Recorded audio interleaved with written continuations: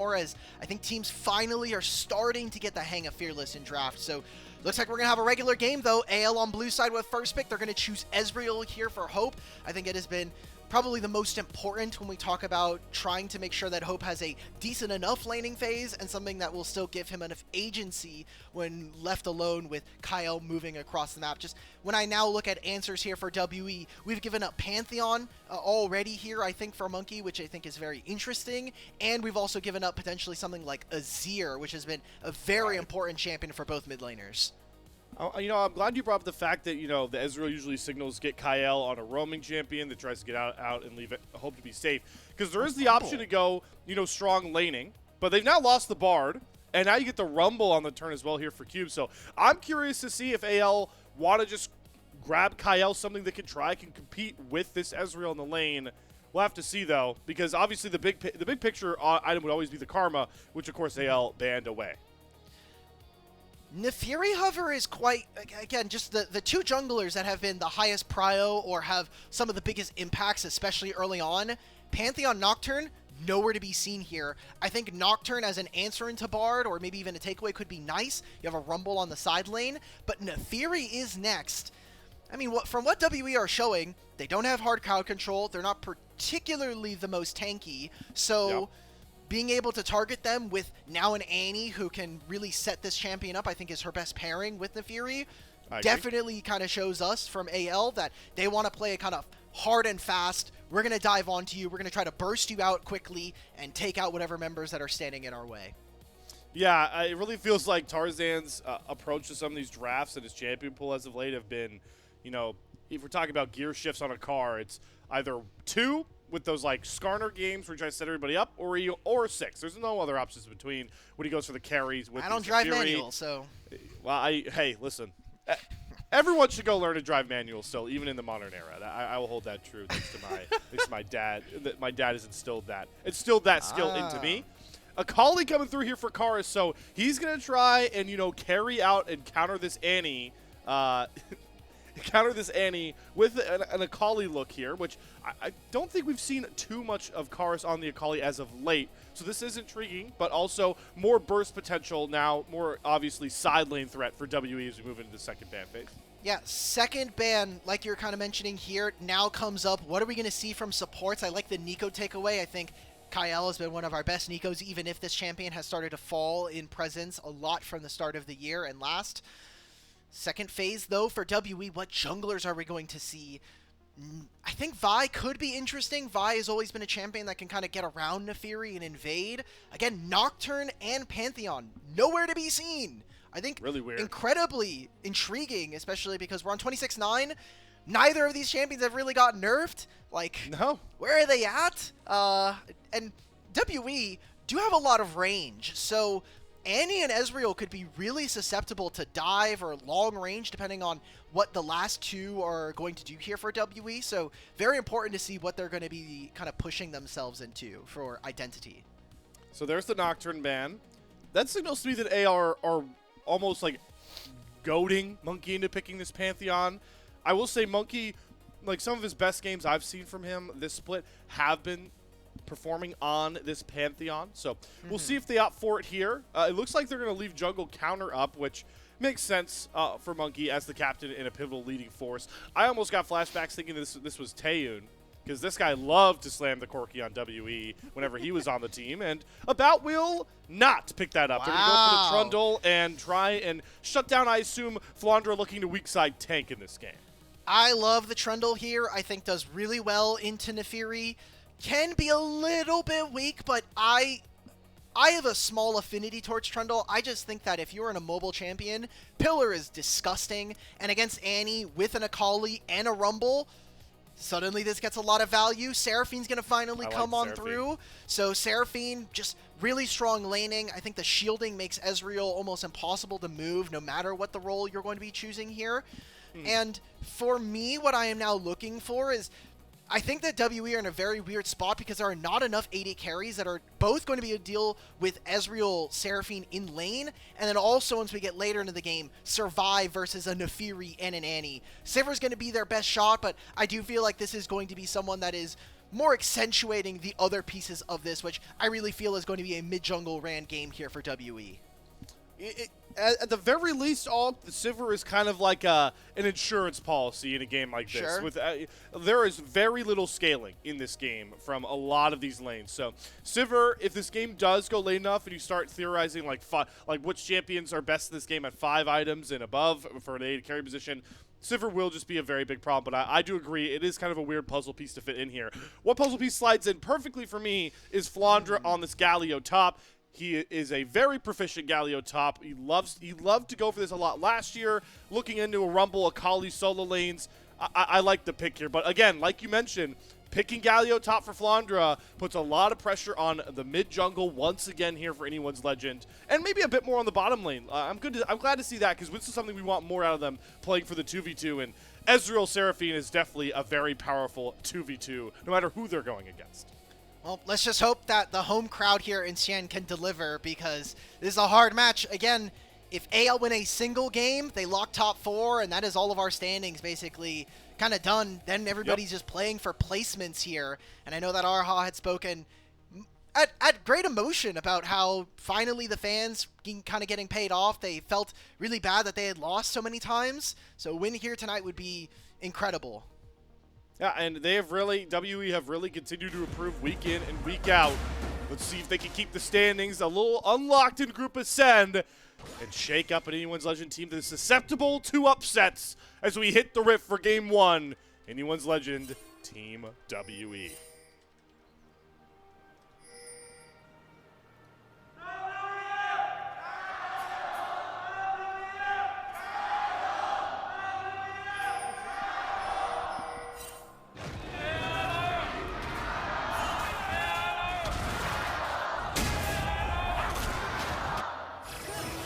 Alk, I know we are very much so in the invade meta, but I refuse to let it interrupt the Yaoyaos ever. No, so of course. We could not let it go. But we do see Tarzan immediately force what likely could be a vertical jungle here against Monki, starting on the enemy Raptors. And yep, he's just going to clear out his top side. So let's see exactly how this morphs the game state that we came into thinking about. Is Monki going to try to, like, flash over the wall? Yep, Oh, he's going to try. yeah, I feel baby. so bad for Monki because he has no idea that his red is being taken right now. They have so much vision from AL around, hey, what is this topside looking like? For Tarzan, if there was a Trundle on his camp immediately there, I think he might have lost the 2v2, but now it's just a complete disaster, I think, unbeknownst to Team WE. Thank you to this lower third from our production. It is a birthday for we had On's birthday yesterday. He took a win versus IG. It is now Shanks' birthday. Yeah. Not yet. Not yet. No All-Pro yet for Shanks. Hold on. Okay. I mean, I was going to say if you want to give him a birthday present, you can vote for him on All-Pro. But yeah, you know what? It's a big enough win for Shanks that he shares the same birthday as the GOAT actor Robert Pattinson. So happy birthday to them both. Uh-oh. Observers, what are we showing? What are we doing? Yep. Monki off the Krugs, immediately going to gank. Hope thankfully had the Arcane Shift, so it only is going to cost the heal of Kael. Arha taking the biggest lick of the brunt there. But that does also provide complete information to Tarzan that, yes, his entire bot side has been taken, except for those Raptors. So Tarzan, because of that gank look from Monki, is going to come across with a camp lead, as he'll get to take his entire top side for free. Yeah, I think this is pretty bad for WE. It's great for Tarzan, who, as in the Fury, just wants to continue farming up, hit her first item, whether that's the Hubris or the Cyclo Sword or even the Black Cleaver. And for Trundle, he can be a stat stick in this game, but is really powerful when he gets access to that ultimate, as do a lot of champions. So just being able to win there, I think that we got to see how strong the Seraphine champion is in lane. Presses W, gets the heal, and they lose virtually nothing except the summoner spell. So good look there from WE. I appreciate that they went for it, but I mean, you're coming out worse for wear here, I think, as AL. And also Tarzan not only gets his topside camps, but he also gets double scuttle. And they can invade for Raptors with Annie's priority. Yeah, it is, obviously, actually, it's just a Ruby Crystal advantage here for Monki. Tarzan took that early base, so we'll have the fight over those second Raptors. Tarzan showing a bit of patience here, despite Shanks having that prio. Here. Mainly because they don't know where Arha is, so there's the Raptor smited away, and Tarzan will not be able to steal that camp, but he's still a happy camper. because he's like, oh yeah, my entire top side is still up here, and I've got to take all of these to get a serious camp lead. So looking forward in this game, there's very little options for Monki because his entire bottom side, the timers are given over to AL so they know when those camps are going to be coming back up. And when we look at the damage profile here for AL, it is fairly magic damage skewed. This game does kind of come down, in my perspective, to whether or not this mid-jungle of Annie and Neferi can work. And I'm quite interested to see what Annie is going to be able to do without Electrocute. For a long time now, this champion has basically been relegated to having Phase Rush or Electrocute, and now is going for DFT, which is going to be a little less upfront damage, but maybe as the fight kind of continues on, you can kind of get some last-minute kills with that and Neferi, who decided to go for the Conqueror, especially with how low range this WE team can be. So I want to see WE get out to a lead. All that to say, I need to see this kind of top side from WE push the envelope, because I don't think this game gets much easier for them later on. And, you know, as we talk about WE's future in the play-in tournament, that one key best of 5, we want to see top side improve to feel confident about them being able to retain that group ascent spot and push to go match back into the playoffs on top of that as well. So something we have to keep our eye on. I'm glad you mentioned how magic damage focused this game just is in general, because WE also obviously have 2 AP solo lanes.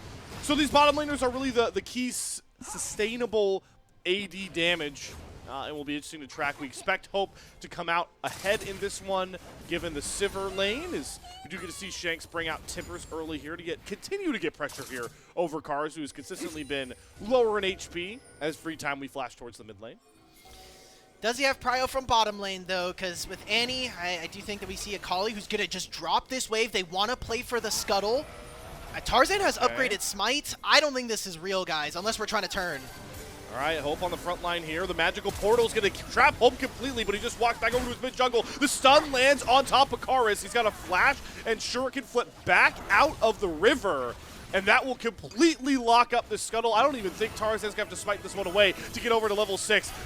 We see the beat drop. Doesn't necessarily land the snare onto Arha, and everything's going to fizzle out kill-wise, but it's still AL that come out ahead, winning that pressure game on the bot side. They needed to go towards one side. Unfortunately, they kind of just left Karis up a creek and with no paddles. There's 0 paddles everywhere. No Zoe, I guess. No paddles. This is just like a really tough spot to be in. And Monkey's flash wasn't up. So I think WE are doing a lot to try to salvage a lot of what has happened in jungle this game this early on. And if you're maybe a fan of some other people around the league community, jungle is much easier to play for and or much harder to come back in regards to lanes. So if you can, and it's not that bad for your game, you should probably go help your jungler, especially here for WE when we placed a lot of importance on Monki individually. But I mean, Tarzan doesn't have a massive lead, but getting access to that ultimate, I wonder what we're going to do for Grubs coming up in 30 seconds. Yeah, that's an interesting thing. And hey, we did see Karis help out Monki, like you were hoping to see. He did defend those Raptors away from Tarzan, so good to see Karis helping out Monki on that one. But yeah, we are about 20 seconds out from those Grubs spawning. We still have this first Mountain Drake on the bot side as well. Curious to see if Arha is going to be able to try and get out of this lane, try to get over there for Grubs. Knowing Kael, he's shown off the proficiency of the roaming Seraphine as well, so want to see if both these supports try and get out on the map, but the Grubs have spawned, and neither support is budging.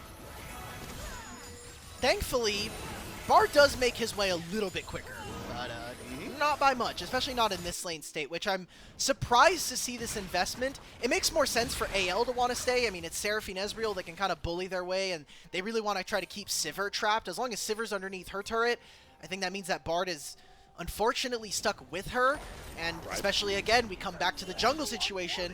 There's not many opportunities. I'm glad to see that WE are, instead of saying, hey, we're going to try to contest for Grubs and maybe look for something, they're just instead going to take the Dragon, which we talk about a scaling game. Dragon is always kind of a way for teams to back themselves out of a really bad corner here. I like that we saw Cube actually jump into Fog of War and not try to show on the wave, but he has no equalizer.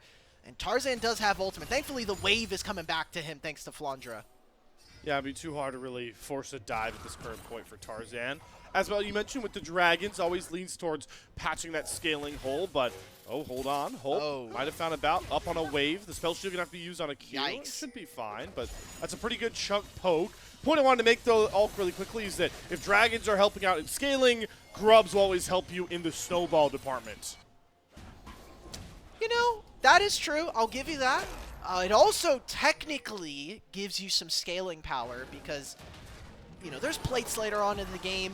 Turrets get harder to hit, especially later on. So if you're making a 4-man push and you have Grubs, you're actually more incentivized to be able to hit all the turret plates and finish out a turret very quickly. So for both teams, it is hard to hit turrets. You really only have Annie and Ezreal on AL side, and for WE, it is essentially just this Sivir. So hitting turrets is going to be really difficult, and that's why I think Grubs actually has a little bit higher of a value here in this game. But we'll get to that point once we get there, Slayer. I think right now we're getting a rather boring game at 10 minutes, even with some of the early jungle shenanigans.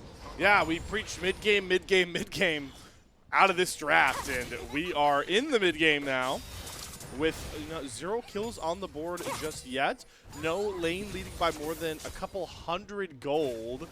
Cube up, obviously, a bit over Flandre at this current point, but now we kind of reached that point in the game where do we see the playmaking start coming through here? Obviously, we talked a lot about for Shanks, how he could pair super well up with Tarzan, but it feels like Shanks has been pretty lane-locked himself, at least as of late. So I would personally like to see if they can somehow get Shanks out of this lane, trying to work with Tarzan and do that classic Annie play, flash Timbers onto multiple members, throw the Nefiri in, and let the dogs do their thing.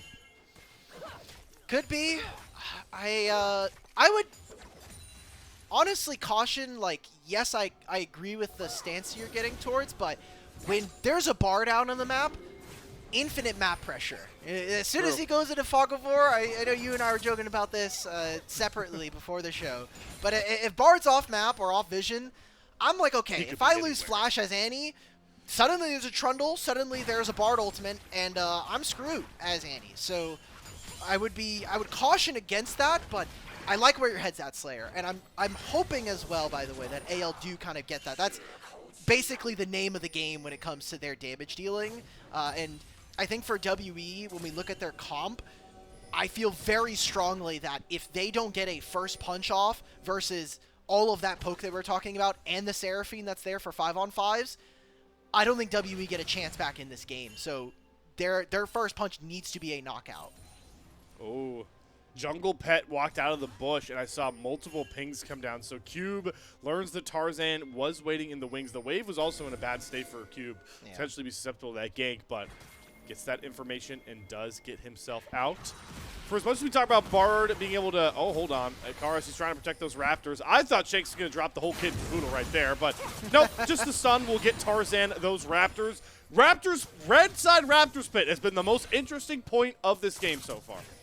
Red side Raptors is where every game is decided if you're a jungler.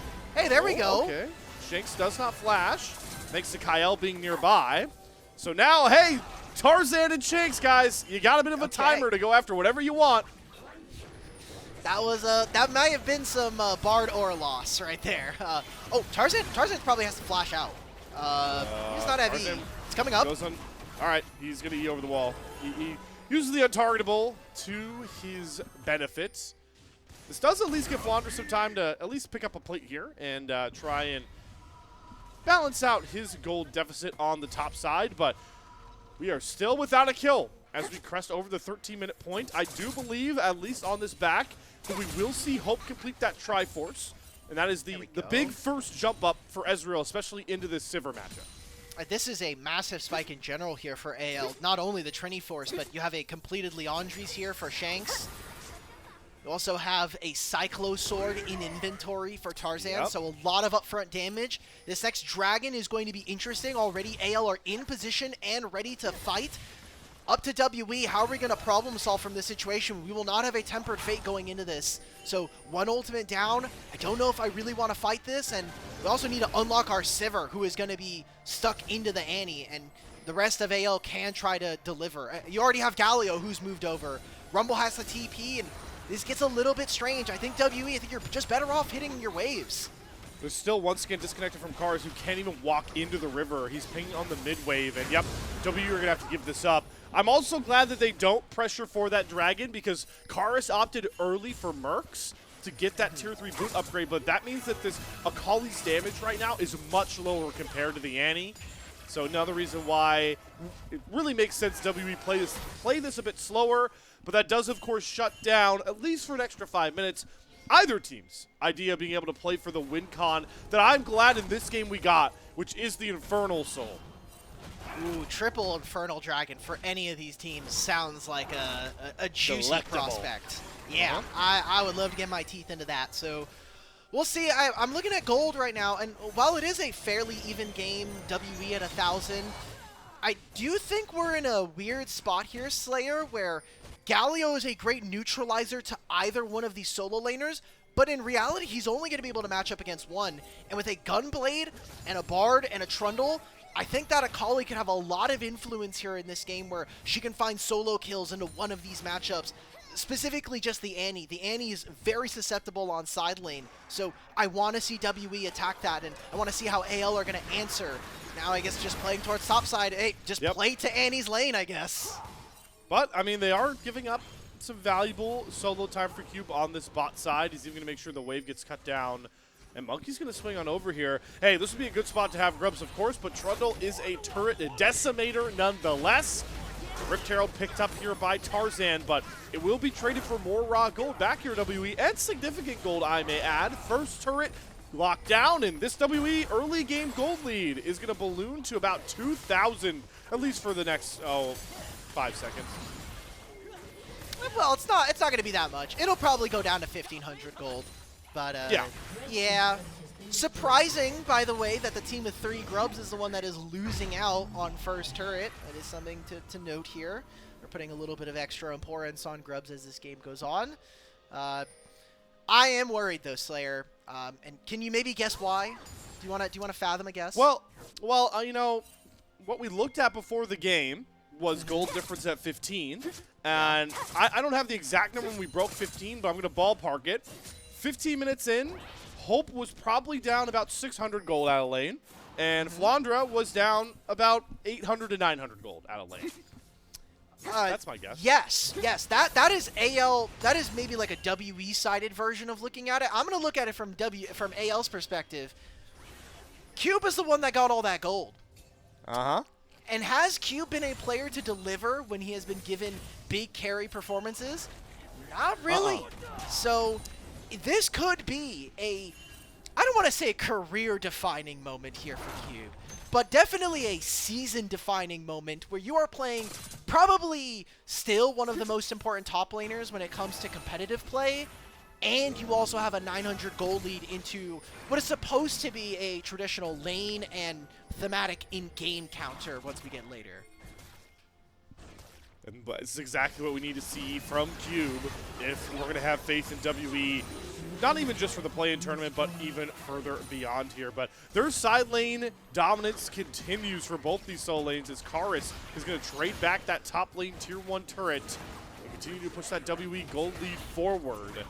So not very much gain here from AL. The win they're getting right now is that Tarzan steals away blue buff here from Monki with a nice smite, but there's not a fight they can really look for.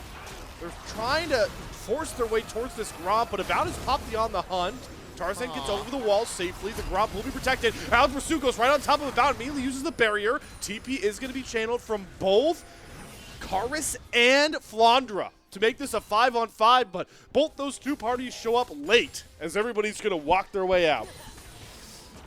I don't want to have a lot of WE hope, but am I allowed to say that was kind of good for WE? Like, we got a lot of summoner spells.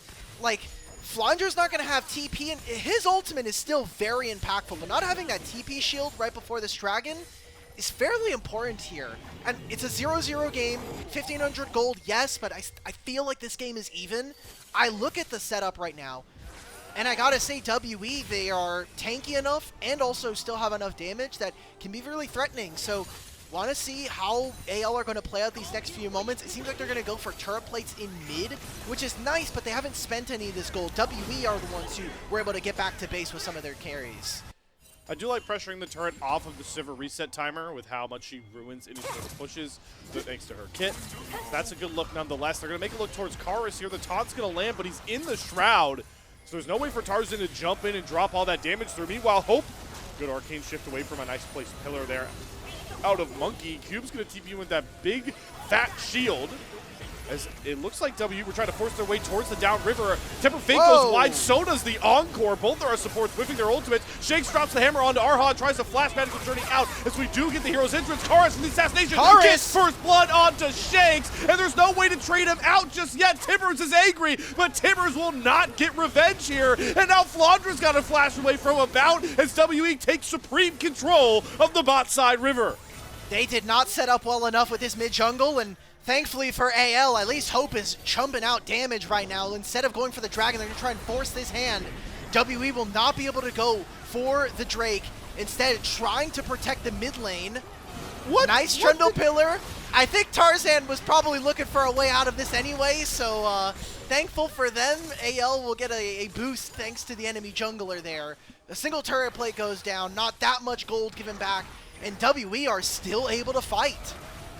Yeah, and they're using the pillar once again to try and fight for the Scuttle Crab. Hope not going to get the Cosmic Binding Stun to come across here. But Monki has gotten healthy thanks to that red buff and resets to come across on all sides. Monki is going to aggro the first Infernal Drake of many for this game one. In AL, I'm seeing recalls from Hope, and I'm seeing Tarzan farming Krug. So after all that huffing and puffing, WE are going to get that first Infernal Drake of the game. AL fans right now, you better start getting worried because that damage profile that we were talking about might start to come true, and those are some nightmares you're going to be having. They just didn't have enough burst to kind of make it through. You were commenting on, hey, the loss of damage that something like upgraded Chain Crushers is going to give you. To me, sometimes the best offense is a better defense, and having that ability to just have the magic shield to chunk up some of the upfront burst from AL actually gives them the ability to do more later on into a fight. So I don't think we've seen the best out of AL here in this game, but WE at least, they're continuing that level up that we have seen from them throughout this season.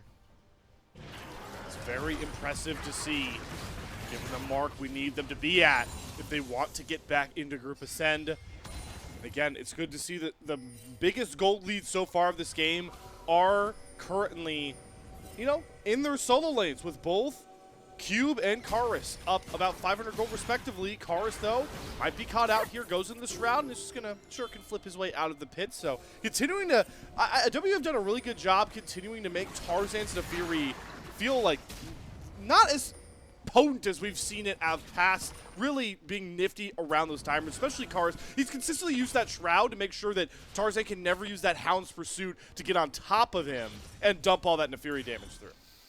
There's just, I don't think that there's as many like conventional ways for them to find fights, and that's where AL are kind of struggling.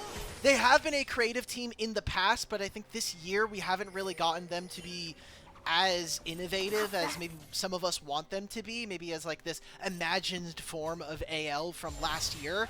And now we are starting to see some of the issues with that, as Tarzan can be a big carry threat, but this feels, Nefiri in the way that she's played currently, and especially in this game, feels very akin to why we don't see a lot of Qiyana so far this split, and why we don't see Vi be a champion here for Tarzan. Here we go. Finally, Tarzan feels like he has an angle onto Cube. He's going to flash, but the Hound Pursuit will follow. Darkened Daggers and the Bleed will find that kill. Finally, Tarzan gets a shot at the side laner and makes them pay. Yeah, but look on the other side of the map right now. Akali's getting side lane gold. We were able to push in mid and also grab this. So, sure, it's great for Tarzan's game, but I think for the rest of the Rift, I think this is at best going to be an equalizing play. Finally for AL, they'll grab another turret on the bottom side to hopefully make it a little bit more worth for them. But I think we are getting into that point here, Slayer, where AL's inability to be able to clear waves is becoming more and more problematic for them versus a Rumble and a Sivir. It can be very valuable, especially if, we get into scenarios where big late pushes come across from AL. Sivir and Rumble can really hinder those pushes. As just map pressure in general has more so been gained by Team WE by this point, especially towards that top side. As you look at some of the vision, you can see multiple pink wards so far set up on this top river for WE. The Fey Lights is really all that Kael has been able to get done so far. And the Baron Pit is obviously where the ire of all of us must go, as we have crested way over the point of Baron spawning into this game and could really be a big deciding factor. But there's also that next Infernal Drake in about a minute and a half that would put TWE on Soul Point. Tarzan once again going after Karis, but there's that interaction. Go into the Shroud. There's no way for Neferi to jump on top of you. Nothing for them to do. We'll talk a little bit about itemization while we have a moment here, a minute before this dragon. I've really, really loved the adaptation that we've seen from almost all of our AD carries, that most often you're not going to be needing something like the Gunmetal Greaves, which is your upgraded Berserker Greaves. We've seen a lot of AD carries shift into the Omnivamp boots, which I think is probably just the best slot for them to be in. Usually you just want to be able to heal, and while you won't have that same stacking that we see in solo queue, I think just having the flat Omnivamp is really, really good. Tarzan, is its flank good enough? Oh my god, nice shift forward from Hope. Arha's Magical Journey and heal himself. Flash Encore not going to find the mark there from Kael, as he continues to get limited value out of that key teamfight ultimate. But Arha is going to have to reset. Luckily, there's more than enough time for him to do so. There's 30 seconds until this Infernal Drake does spawn, as Tarzan continues to try and push further up the map into Team WE territory, because AL want to play through mid lane to threaten this tier 2 turret. And he has Flash, and there's a Blast Cone if they really need it. This is very important for AL with their 3 grubs. Can they get more turret plates? That's 2 for them, but no time to recall and spend this gold. Akali's getting prio from bottom lane. We now see Cube TP back into this wave. We're walking into this fight, and there's no Flash here for Kael. No ultimate either. Oh no, that was a really audacious arcade shift forward. They're going to go after Arha, but a great stun on the pillar. Arha flashes over, does get out, but here comes Shanks forward. Flash forward from Flandre. Look Gets at a big this. taunt down. Cube goes into the stasis. The equalizer doesn't get a ton of value. Shift forward. Hope has to flash away from a cosmic binding, as Arha is just pulling all of AL away from the Dragon Pit, away from this mid lane. They do finally complete the kill, but look at the health bars. AL are all grouped up around Baron, but they don't have the resources to actually make this happen. Yeah, they try to go for another mid wave here, and AL are completely cut off. Tarzan, I needed to see something from this Neferi, and I am still yet to see anything impressive enough. Dragon's going to be started, Baron's going to be the trade, but honestly, Slayer, it's 2.5 minutes here for the buff, a mid turret as well, and you're going to give over Soul Point to WE. I don't think that this is worth it here for AL, and this is mostly just a Pyrrhic victory. Well, maybe they can try and pick off Karis. Karis has at least dragged Hope away from the Baron Pit, but thanks to Neferi, they will secure the buff. Soul Point for Team WE, and now Monki has to be careful going after that pink ward. He will get himself out, as About does get Team WE onto Infernal Soul Point. So we really need to see AL make the most of this Baron as we go back through our first big fight of the game. I will be the first one to say Hope has played this Ezreal game fairly cleanly. This is the one mistake that makes his team a little bit hesitant. We get to see right there, though, Bard Q plus the Trundle Pillar, and then this Equalizer over top. There's no damage now. There's no Seraphine ult to try to help. There's some shielding that she'll provide, but this damage from AL needs to come in bursts, or you need to let Hope whittle away at the health bars of the opponents. That has not happened in either instance, and with Arha taking so much of the time of AL, just extended that play out. The gold lead for this game, I can't wait to see the gold graph, because it's going to be very close between the two of them, but just the actual game itself, very well played, I think, from WE, where AL have not been able to pounce. And here we get into that conversation we alluded to, all. Sivir wave clear, Rumble wave clear. It really shuts down any of these pushes as Flandre gets caught in a pillar. Flandre's dead. Comes down. He's completely done for. The taunt will only buy inevitable time. He's even going to the stasis here. Encore comes down here from Kael, but he was as good as dead. Temper Fate is going to go wide here from Arha. The stun lands on the Shanks, but Tarzan on the flank has Arha cornered, and the Dark and Daggers will find the kill. Karis looks to the trade, does get it with a perfect execution, and Hope has been caught by Cube and Monki. Kael will not be able to run away. WE pounce on the AL push and make them pay.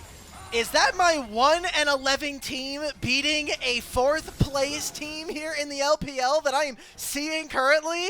I mean, great team fighting, great setup, and AL are struggling to get anything going. This is the Fury pick. I feel like every time we see her jump forward, it's an immediately flashback, or AL cannot pull back. I mean, Shanks is essentially non-existent here in this game. The pressure that Akali has on this champion. Again, Trundle Pillar, mega OP. you are playing Galio, you are playing Annie, if you get a Trundle Pillar behind you, oftentimes that's a flash. Oftentimes it's your life. Seraphine ult comes out, but that's nothing here. And just, I just love this play coming in from Karis. Huge pressure onto Shanks. We get to see the back half as well. The bouncing boomerang plays so much work there from About to get those last 2 kills. And listen, a bounce about it is not far away from 4 items on this Sivir. And we talked about how this is the really big scaling insurance policy, especially in these fights, grouped up fights with a pretty low range AL comp. These bouncing boomerangs, man, we're about to be full crit on Sivir. They are going to do some serious lifting. Ooh, and then I'm looking across the other items of his team. Seeker's already done here for Karis. You have a Zonias that just got bought by Cube. AL, if your window was already pretty small before, well, essentially you're just kind of trying to jam your fingers in the small crevice that is there. You're like, can I get this window open? Are we going to be able to do anything? Dragon's up in a minute and a half, and WE might find a game win here up against AL, which is, I think is just more impressive with the fact that we've seen WE finally understand what they need to do and kind of get the ship righted right before the start of playoffs. And you know, Team W are really going to have the support of a lot of LPL fan bases, and hopefully a lot of you out there knowing what this game 1 win would mean for them. But Monki is going to get caught by a ton. He's going to go for the subjugate onto Flandre, though. And look at About. Watch his damage. He just charged through all of Flandre. Not built for the AD carry. Equalizer comes down. Tarzan goes untargetable, but the slows are starting to stack. Encore is going to hit onto 3 members. Karis off to the side looking for a flank. Shanks will push him off. But we have a Dragon in about a minute's time. Flandre will be able to respawn, but AL, they have to give up this space. They cannot control it without their only pseudo tank, and there's no way for them to find a re-engage. Dude, how fast is Monki, by the way? He puts his W down. Look at his dead man's plate. This brother's running at 900 MS the whole game. I would be terrified to see a Trundle running at me with this much movement speed. It basically cuts any of the distance that maybe Hope might be able to get away from the enemy team in half. So WE, 20 seconds now before this Dragon, are going to have Summoner Spell advantage in almost every single lane now. We come out of the Durexad. There's no flash for Tarzan going into this fight. Kael has no flash. So AL, when are we going to see this Annie and Nefiri combo actually work? It needs to be now. Take control of vision and make sure that WE are walking into you while Karis is looking for a flank. Oh boy, they have no idea Karis is down here. He hasn't even showed on the minion wave. AL have taken a very big position on the bot side, but Karis is exactly where you want to be. Is that a call lead? Now. A perfect assassination attempt inevitable here. The Dragon Infernal Soul. Monkey's oh going to my go forward God. and try to set up Karis. Monkey's health bar is evaporating, but there goes Shanks. Karis cuts him down, goes into the stasis. The hero's entrance only brings Flandre not that far away from death. Stasis out of Cube. Hope and Kael cannot flash away from the decimation that is Team WE. Karis hits the flash recall in style as AL get aced off the map. WE are going to take a 10,000 gold lead. They're going to push down bottom lane, and with 40-second death timers, are going to take game 1 versus anyone's legend. NIP fans, top esports fans, Billy Gaming fans, JD Gaming fans, and most importantly, Team WE fans, you have to love this result. Group Ascend standings are not locked up just yet. Team WE are rounding into a form they need to be in ahead of a do or die play-in series as they will take a game 1 win over the Pandas. Wow, incredible stuff, man. Finish off this Nexus. What an insane performance. And I had my questions, I had my doubts. I said, can Cube perform on this Rumble champion? Check, he's done it. Can we see Karis, who has time after time reached for the Akali and been able to bring out some carry games? Check. About and Arha doing themselves a good job in bottom lane with the Sivir and Bard. There we go. It was awesome. It was awesome to see here. And yeah, it was really like, we've had games where obviously Team WE, there's a small sample size of wins, right, Alk? And yeah. We obviously cited earlier on that a lot of it felt like it was the bottom lane. We talked about the player of the games there. Maybe we had Monki finally get a player of the game. This is, to me, the best Team WE win of the entire split. This was the most complete team win we've seen from them this entire split. And now comes the most important part for WE. Can you do it again tonight? Can you take two? Because my philosophy for a long time has been, if you could take one Nexus, well then hell, you can take as many as, you can make more. And that was the problem before WE. Before they got that first win versus JDG, they had not blown up a Nexus in Split 2. No. So it was kind of a dog on their back saying, like, we can't win. We're going to continue to be worse. We're going to continue to be the worst team here in Group Ascend. And now they're taking names versus everybody. They did it versus JDG. They did it versus Invictus Gaming. Now they've won a game versus AL. I think it's really scary. This is potentially, in my history, probably the scariest 1-11 team I've seen in at least in a little bit. You know, I back that. I back that, Dimitri, without a doubt. Yeah, I mean, I kind of hope WE can take this win just because, you know, first of all, it would look very funny that if me and Alk in particular are on a 2-0 WE win, because there is credible quotes from us saying that they were never going to even win a game. So that'd be ironic. That'd be funny, and we deserve to be called out on that. But number two, if they beat AL 2-0 here, with the slide we've kind of seen, you know, teams like Weibo, teams like IG on of late, everyone was talking about, oh, the #1 seed out of Nirvana is like your golden ticket to Group Ascend. If we're talking about form going into that play-in tournament, WE a 2-0 against AL, maybe you don't want to play them right now. LNG fans, it's going to be a cold winter. That's all I'm about to say. Cold it's spring. Gonna be cold summer, actually. Yeah, I was going to say, it's going to be absolute. It's going to be TV frozen dinner if we don't get to see them in Group Ascend. But, taking a look back, I am looking at AL's recent schedule. They are now on they lost 0-2 to NIP the other week. They lost 1-2 to JDG. Mm-hmm. If they lose here tonight, 3-series loss streak, and then going into BLG, knowing the LPL, it'll be an AL slided win, and it will be like, why did we ever doubt this team? But until I see it, there we go. There's that gold graph I was asking for. Incredibly even. So, and then looking at the damage dealt, folks, this is called MR first, armor later. That's what I have to say. Just look at the 80 carry damage on both sides. Most important Trundle, by the way, of all time. 8,000 damage. Unironically, you're not lying, because this guy was just like, all right, I'm going to face take and ult the Galio, and you guys kill them. I'm just going to absorb damage. You know what? Well played, Monkey. Yeah. 40% damage there, a share from About. I gotta say, whether it's a Karis MVP or an About MVP, I would not be too mad about either one of them. Really, really good stuff from WE, and this was kind of what we had seen from them. Obviously, in this game, we kind of got to see that they actually had a even laning phase into a better mid game, which for me, watching this team in the midpoint of the season, it was their lane and bottom lane is good, but then we get to 15 minutes and Karis and Cube really start to fall behind. But that was not the case here in this game. I think Shanks on Annie was completely invisible here in this game. Yeah, and I think Tarzan's the Fury was also very invisible. The only time outside that one gank on the Cube in between tier 1, tier 2 turret, the guy was just only targeting this Bard, and partly because it really felt like the only angle they had. And that's where I do want to, give a tip of the cap to Arha, who I don't think will get a player of the game look in this one, but his ability to do the most classic Bard thing of, distracting all the opponents. I guess the kids would call it jester maxing. Baiting all of AL into following him all around the map. It really was pivotal. That he stalled AL so many times in this game by just yanking Tarzan on wherever the hell on the map he wanted to go.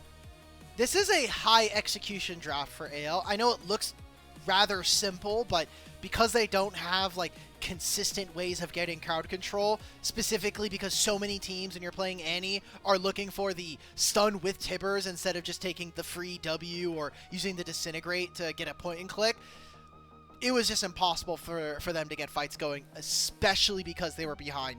If they were even or ahead, expect to be a lot simpler for them to play, but this was a draft that required high levels of execution. We did not see the mid-jungle of AL really work well this game. And as I said, as we got into the post-game here, it is all about, can we see WE take a second game here tonight? Because, like we said, a single game basically locks up a single game win for anyone's Legends locks up the entirety of the standings.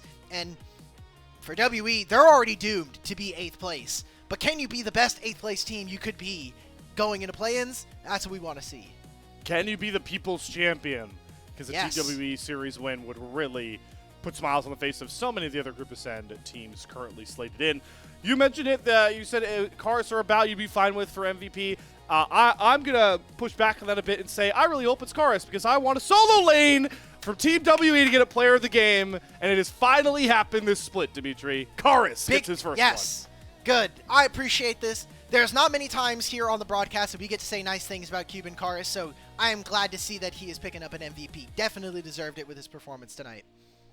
Deathless, hugely impactful in this game, both in his execution of getting away from picks potentially coming his way, and of course doing what he always do best, assassinating key targets later on there. Congratulations, Karis. Now we could say solo lanes have an MVP for Team WE, junglers got one, and the bottom laners do as well. Just looking at you, Cube, even though you had one hell of a performance. I'm actually curious if they'll show the voting here. I hope Cube got some nods. Wow, Cube did not even get a nod. In this Dude, one. About is completely invisible on here. Why? Monki votes. All right, guys. All right, I get it. I get it. Captain of the team. 8,000 damage. He was maybe channeling some Jinja on him. He was like, I can do a Jinja Malphite cosplay real quick on the Trundle. Yeah, just don't do a Marlin Malphite cosplay, anybody. That's where the bar, the lowest bar is on the Malphite. Good start here for Team WE. They have kept the options, the possibilities for Group Ascend much more open than we thought they would be. Ulk, though, I'm going to set it. I'm going to leave you all with the question one final time. Can Team WE do it again? Can they upset anyone's legend? We'll have to find out with the Game 2 draft that is coming your way after this short break.